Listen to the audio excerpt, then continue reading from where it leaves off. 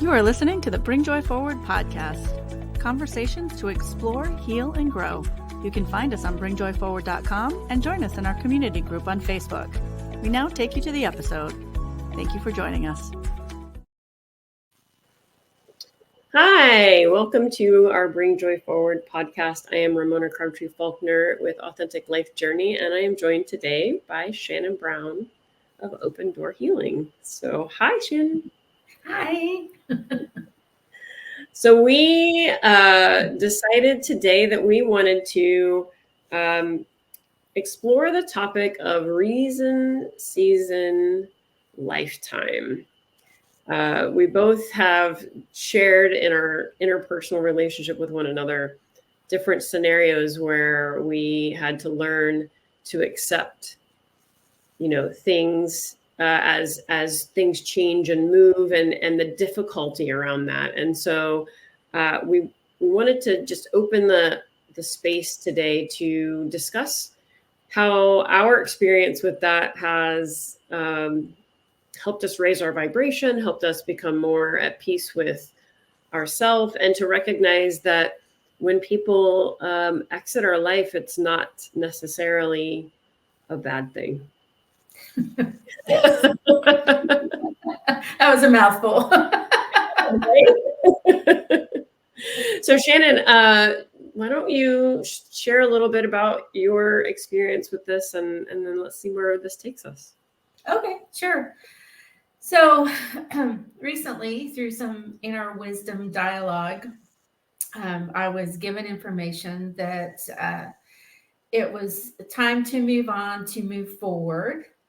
And I have in the past and continue to struggle a little bit with this, having kind of attachment issues to people that have helped me along my journey. So, people that have been there for me, that have opened my eyes to new awarenesses and helped me along my awakening journey. I tend to continue, even though their purpose was just could have been for a day, one retreat, or it could have been a relationship for 10 years.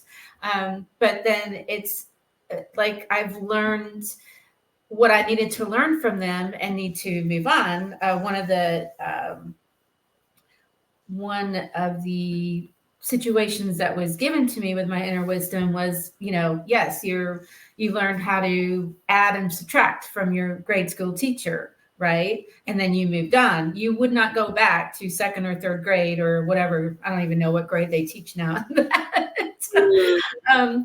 Because it would be, first off, you would be super bored. Like, I already know this, and that was their purpose. That was that teacher's purpose, to teach you that and for you to move on. Yeah. And so a lot I've realized in working with you and a lot with my shadow work is my attachments to people have a lot to do with some of the abandonment issues that I'm working through in this particular lifetime, because of childhood abandonment issues that I had. So it is hard, I realize, for me to let go. And I've also noticed that when I'm ready to let go, and this actually happened the other day, I was like, okay, and it's not so much I'm done with this person in my life, but it's like, it's just time for me to move on, that I've learned what I needed to learn. But when I made that decision, this person within 5 minutes texted me because they felt that energy. They and I honestly, I'm going to share this. When I was struggling with the relationship with my brother and all the things that he was going through, and I realized I could not help him until he wanted to help himself, and he did not ever get to that point. I would say, okay, I'm done. I'll be here if he needs me, but I'm no longer reaching out. And when I would make that decision, and he never, ever called me, he would never text me, he would immediately feel that. And he would text me like, hey, how you doing? And I was like, what the hell? I'm done with that part of my life. And so, especially with somebody that's close to you or somebody that you've worked with for a while, that's going to happen. You know, they're going to feel that.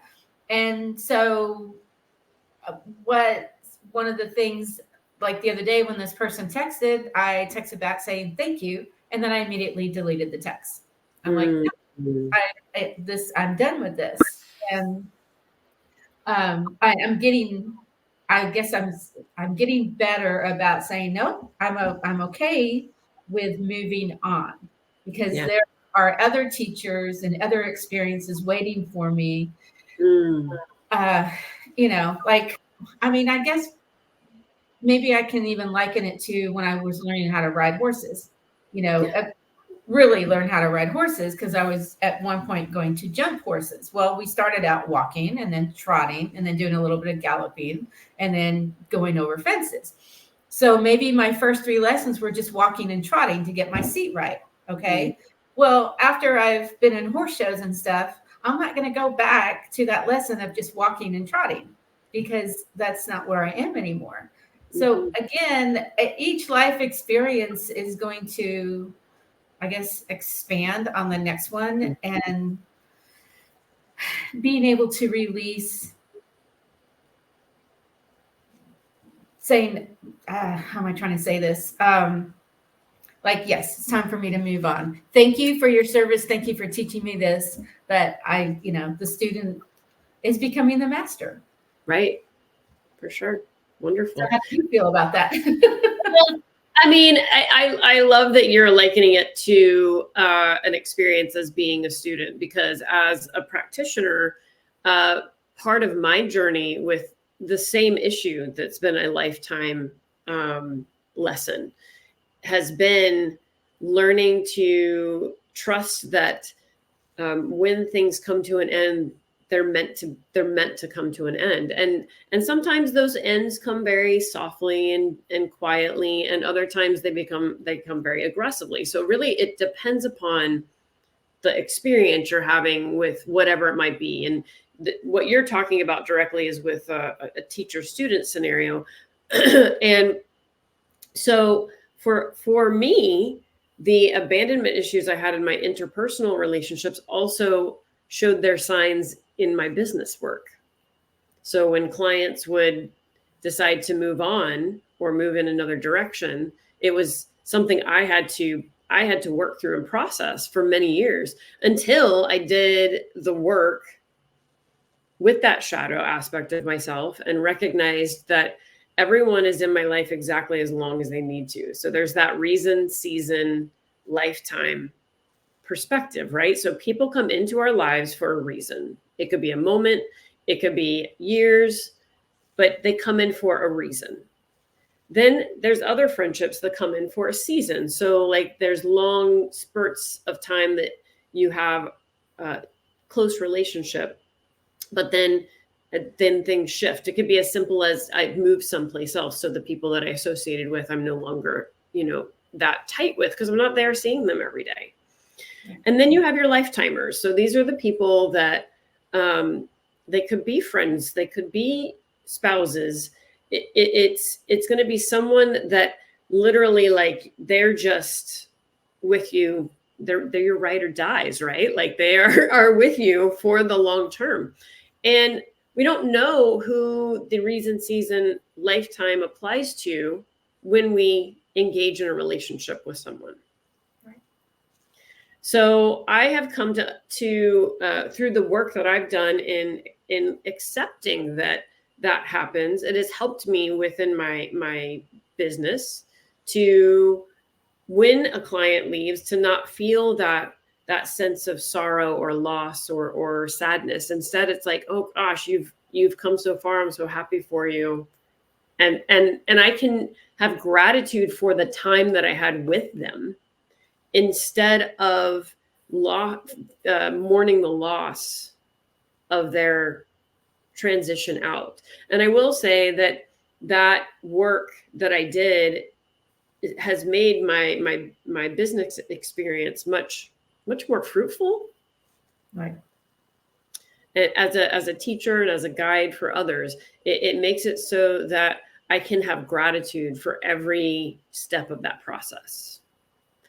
And I would say, I am grateful for every relationship, because I had a lot of work to do with female relationships in regards to that abandonment piece.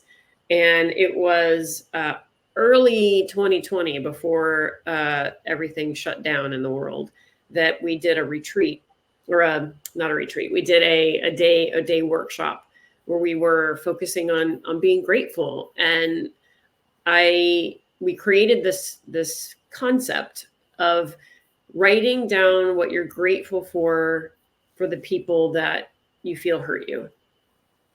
Mm-hmm. So it was like, I'm so grateful that you taught me what walking away looks like. I'm so grateful that you taught me what freezing me out looks like.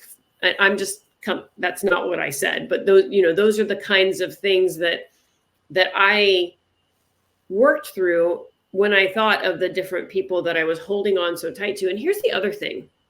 When we hold on so tight to a person, a place, an experience, a teacher, our hands are not open to receive what we really need. Yes.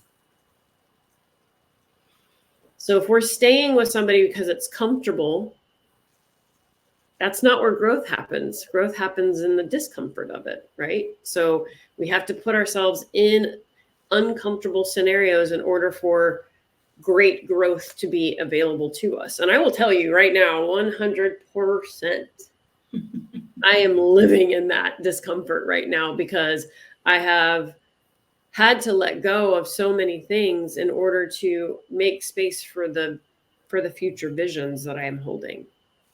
And so to your point, if we don't say thank you and delete the number, then we're still holding on. Right? Right. So that action for you was a very affirmative, like, I'm done, and I'm at peace with being done. So I think what mostly we want you to hear today is that the biggest thing you can do is have acceptance that things are going to be ever evolving and changing. Yeah, I think that's the biggie is because I understand that discomfort that, you're going through big changes. I'm going through big changes. My life I'm in that space right now where I'm not really sure what I'm supposed to be doing. And so I'm constantly going, well, is it this? Is it this? Is this, because I've got a lot of time on my hands right now, although it just seems to somehow just pass me by, and I'll go, what did I do today? What did I get done today? And then being comfortable with that, being comfortable with, did I accomplish anything today? According to, I don't know, the real world, whatever world that is, and being comfortable with the fact that, what I did today was I saw a beautiful flower and it brought joy to me. And so that brought joy to the world. I mean, that could be my purpose right now. It's just, to find the beauty in the small things, or reaching out to somebody and saying, hey, how are you doing? Or, even commenting on one of my friends' posts on Facebook, like, that's a beautiful piece of artwork. That could be what I'm doing right now. I'm changing the world by just noticing the beauty and being grateful for it. And that's enough, so, and coming to terms with that's enough right now. That's, I don't, so, and then when those, issues or relationships come up that I don't want to, that are no longer, they've run their course. Yeah, they've run their course. Right, yeah. Right. They're no longer advancing me on my journey. Mm-hmm. And then just saying, okay, it's time to let that go and allow other relationships, to blossom. Because again, while you were talking like about your clients is, yes, you have to let them go and they're moving on, but then that opens that spot for another client to come in that you can help bring peace and understanding to whatever that they're going through. Exactly. You know? So, and I think that that's why I really love the imagery of the authentic life journey, because it's one of the phrases that I came up with several years ago was, I'm so grateful to be a stepping stone on your path. And that freed me from being too attached or feeling that I'm doing the healing for them. That instead it's just I'm just holding a sacred space for a moment with whomever it is that finds their way into my life. And having that kind of gratitude really allowed me to, I think, expand as a practitioner and to be more authentic with myself and with my clients and with my family and friends, because it, again, whatever I'm doing in one part of my life ripples out into the rest of it.